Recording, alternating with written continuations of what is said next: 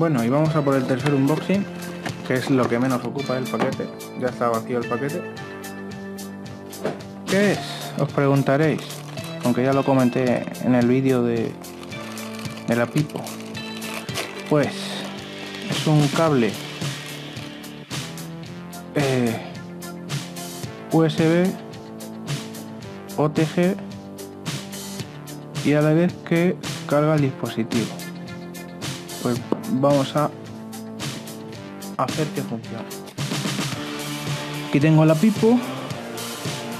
Vamos a colocarla. Posición.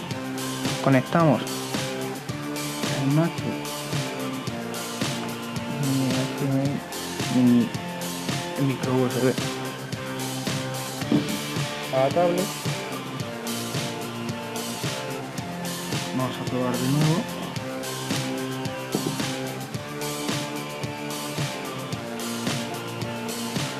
Y efectivamente, ahora mismo estamos utilizando un ratón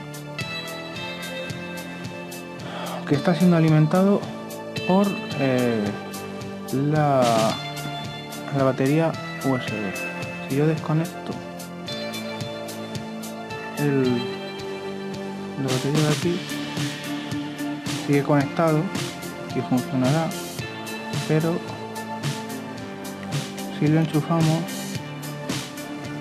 está alimentado directamente. Seguramente si aquí desconecto siga alimentado por la batería. O sea, una vez conectamos a ese conector algo que nos alimente el dispositivo, pues este funcionará a través de esta fuente de alimentación sin bajarnos la batería de nuestro dispositivo.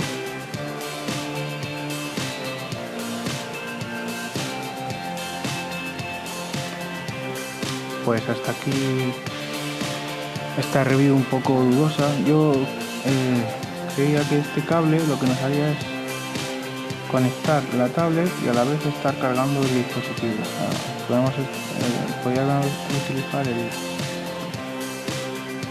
cualquier dispositivo por OTG mientras estaba cargando la tablet, pero al parecer lo que hace es cargar el dispositivo que estamos utilizando para así no mermar nuestra batería.